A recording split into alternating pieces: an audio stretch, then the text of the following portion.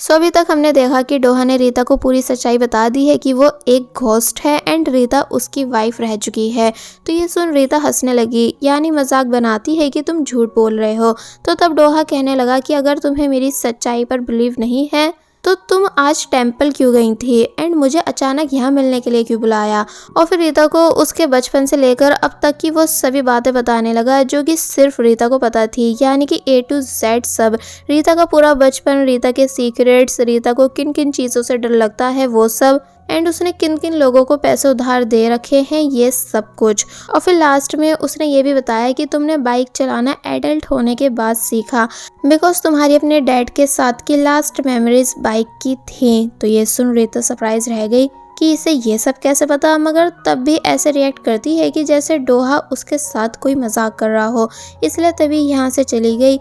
अब हमको घर का सीन दिखाया जाता है जहाँ डोहा जब जैसी वापस आया तो तब उससे मिन्हो ने काफ़ी सारे सवाल किए कि तुम इतनी रात किससे मिलने गए थे, क्या वो लड़की रीता है। देखो अगर ये बात सच है तो तुम्हारा बार बार रीता से मिलना ठीक नहीं, बिकॉज तुम एक सेलिब्रिटी हो जिसे मीडिया से बचकर रहना चाहिए। और फिर जब जैसी मिन्हो बातों बातों में कह देता है कि अगर तुम्हारा यही बिहेवियर रहा तो मैं रीता को जॉब पर से हटा दूंगा। तो ये सुन डोहा को इतना ज़्यादा गुस्सा आया कि उसके गुस्से की वजह से लाइट ऑन ऑफ होने लगी, जिस नज़ारे को देख मिन्हो के होश उड़ गए कि आखिर ये सब हो कैसे रहा है। डोहा खुद पर कंट्रोल करता है और फिर मिन्हो से बोलता है कि आप चिंता मत कीजिए, कोई भी गड़बड़ नहीं होगी। और फिर तभी यहाँ से चला जाता है, बट मिन्हो अब भी शॉक में है कि क्या वाकई लाइट्स को ऑन ऑफ जिन्होंने किया। अब नेक्स्ट सीन में हम देखते हैं कि मिस्टर सियोक के साथ टाई की बॉडी को पानी में फेंकने आए हैं, पर ये काम करते हुए उन्हें बहुत ही ज़्यादा डर लग रहा था। तो तब मिस्टर सियोक ने समझाया कि तुम डरो मत, मैं किसी को भी इस बारे में नहीं बताऊंगा, और वैसे भी अगर तुम बॉडी को ठिकाने नहीं लगाओगे तो तुम्हें जेल हो जाएगी। और फिर तभी एक फ्लैशबैक याद करने लगे कि उन्होंने कैसे टाई को मिस्टर को की कार के सामने फेंक कर जान से मार दिया था, बट अब प्रेजेंट में सारा इल्ज़ाम मिस्टर को पर लगा दिया है। बाय द वे टाई अभी भी मरा नहीं था, लेकिन मिस्टर सियोक ने तब भी उसको पानी में फिकवा दिया, जिस वजह से टाई की डेथ हो गई। अब मॉर्निंग में हम डोहा को देखते हैं जो कि अपनी नेक पर लगे उसी निशान को देख रहा है जो रीता ने उसे पास्ट लाइफ में मारा था। और वहीं दूसरी तरफ रीता मैनेजर के साथ कार में बैठकर डोहा की बुलाई जगह पर जा रही है, क्योंकि डोहा को रीता से कुछ बात करनी है। रीता ने बातों को घुमाकर मैनेजर से पूछा कि क्या उसे भी डोहा की सच्चाई के बारे में पता है। तो अब जैसे ही मैनेजर ने एक्सेप्ट किया कि हाँ मुझे भी सब पता है कि जुन्हो की बॉडी में जुन्हो नहीं बल्कि डोहा है, तो तब रीता सरप्राइज रह गई कि अगर तुम्हें सच्चाई पता थी तो तब से अभी तक तुमने मुझे क्यों कुछ नहीं बताया था। तो तब मैनेजर कहने लगा कि अगर मैं तुम्हें सच बताता तो क्या तुम मेरी बात पर बिलीव करती। और फिर बोलता है कि वैसे तुम प्लीज़ डोहा की हेल्प करा दो, क्योंकि वो बुरा नहीं है बल्कि अच्छा है एंड पूरे 1500 साल से तकलीफ़ में है सिर्फ अपने प्यार को पाने के लिए, क्योंकि तुम उसके पुराने लव जैसी दिखती हो, इसलिए मुझे अच्छा लगेगा अगर तुम उसकी हेल्प कराओगी। तो ये सुन रीता कुछ नहीं कहती बल्कि कुछ सोचने लगी। अब हम रीता एंड डोहा को एक साथ देखते हैं जहाँ डोहा ने रीता को उसके ड्रीम्स के बारे में बताया कि तुम अभी तक जो भी कुछ अपने ड्रीम्स में देखती आई हो मुझसे रिलेटेड वो सब सच है, यानी कि तुम ड्रीम्स के थ्रू अपनी 1500 साल पुरानी लाइफ देख रही हो। तो ये सुन रीता सरप्राइज रह गई, इसलिए कहती है कि मुझे कुछ मिनट्स अकेले रहना है और फिर एक जगह आकर खड़ी हो जाती है। थोड़ी देर बाद डोहा भी उसके पास आ गया एंड कहने लगा कि अब इन चीज़ों का एंड तभी होगा जब तुम आगे का ड्रीम देखकर ये बात पता लगाओगी कि आखिर में मरा कैसे था। तो तब रीता गुस्सा करने लगी कि इसका मतलब बचपन से लेकर अब तक मैं जिस ट्रॉमा से गुजरती आई हूँ उसकी वजह तुम थे, यानी कि तुमने अपने सॉल्यूशन को ढूंढने के चक्कर में मेरी पूरी लाइफ को ऊपर से नीचे कर डाला।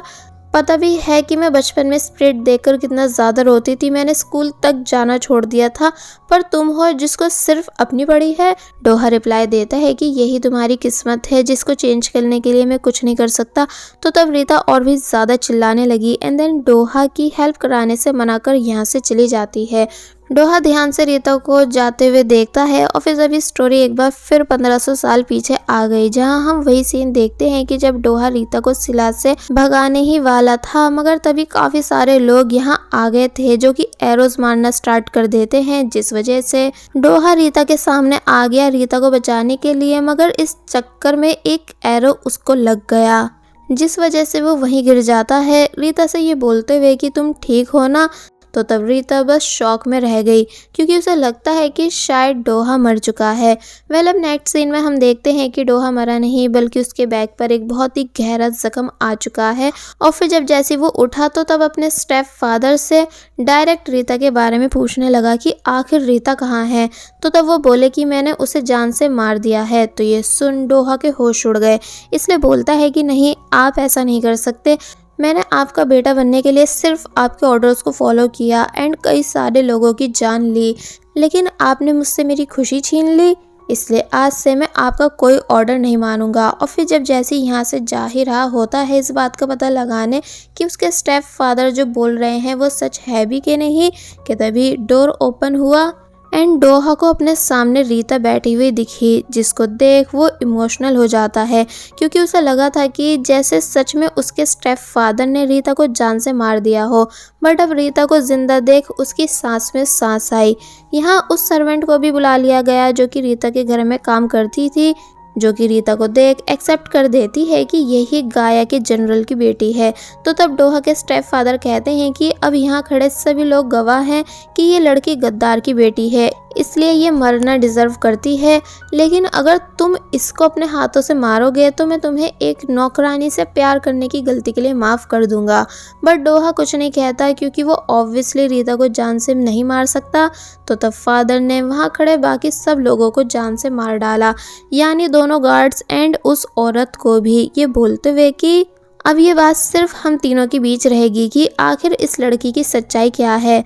रीता शॉक रह जाती है ये नज़ारा देख एंड देन फादर डोहा के बारे में कहने लगे कि इस डॉग को मैंने शुरू से अपने साथ रखा और पाला, पर इसने पहली बार मेरे खिलाफ जाने की कोशिश की है सिर्फ इस लड़की की वजह से, इसलिए इसके गले की पट्टी को फिर से अपने हाथों में लेने के लिए मुझे इस लड़की यानी रीता का यूज़ करना ही होगा। और फिर डोहा को ऑर्डर देते हैं कि अगर तुम रीता को जिंदा देखना चाहते हो तो इससे शादी कर लो, क्योंकि फिर तुम मेरे ऑर्डर पर चलोगे, पर अगर तुमने मेरे ऑर्डर्स नहीं माने तो मैं किंग को इस लड़की की सच्चाई बताकर इसे जान से मरवा दूंगा। तो तब डोहा के पास और कोई ऑप्शन नहीं बचता रीता से शादी करने के अलावा, इसलिए वो रीता से शादी करने के लिए मान गया था ताकि रीता की जान बचा सके, यानी कि इस वजह से डोहा और रीता की शादी हुई थी। लेकिन रीता इस चीज़ से बिल्कुल भी खुश नहीं थी। तो तब डोहा ने उसको समझाया था कि अगर तुम्हें सरवाइव करना है तो जैसा मेरे स्टेप फादर बोल रहे हैं वैसा ही करो, तभी तुम जिंदा रह पाओगी। तो ये सुन वो चुप हो जाती है और फिर तभी स्टोरी प्रेजेंट में आ गई, जहां हम देखते हैं कि रीता घर जाते टाइम कार में ही सो गई थी एंड जब जैसी उठी तो उसको ये वाला पूरा पास्ट का सीन भी याद रहा जो कि उसने अभी अभी ड्रीम के थ्रू देखा है। वेल, अब नेक्स्ट सीन में हम देखते हैं कि मिस्टर सियोक डायरेक्ट मिन्हो की कंपनी आ गए मिन्हो से बात करने के लिए। तो तब मिन्हो शॉक रह जाता है, साथ ही इस चीज़ को भी देखकर कि कैसे उसका लॉयर यानी मिस्टर को मिस्टर सियोक को रिस्पेक्ट दे रहे हैं। मिस्टर सियोक मिन्हो से बोले कि तुम्हें जानना था ना कि मैंने तुम्हारे भाई को मारने की कोशिश की है कि नहीं। तो इसका आंसर है यस, यानी कि हाँ, मैं उसे मारने का ट्राई कर चुका हूँ, पर तुमने भी कौन सा मेरे साथ अच्छा किया है, यानी तुम्हारी वजह से मैं जेल गया था।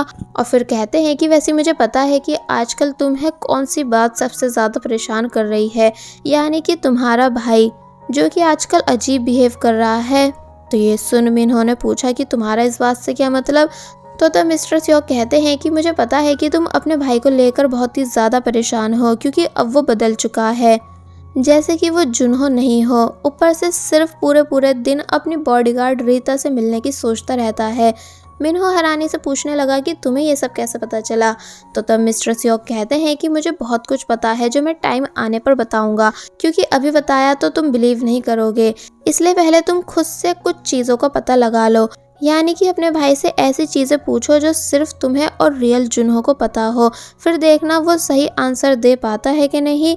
तो ये सुन मिन्हो कुछ सोचने लगा, यानी कि वो समझ पा रहा है कि आखिर मिस्टर सियोक कहना क्या चाह रहे हैं कि जैसे जुनहो उसका रियल ब्रदर नहीं है बल्कि उसकी बॉडी में कोई और है। बट अब क्योंकि इस चीज़ का डाउट मिन्हो को भी है, इसलिए वो सच्चाई का पता लगाने का सोचने लगा। और बस फिर इसी सीन के साथ पार्ट 9 यहीं पर एंड हो जाता है। There was a time when you had me fall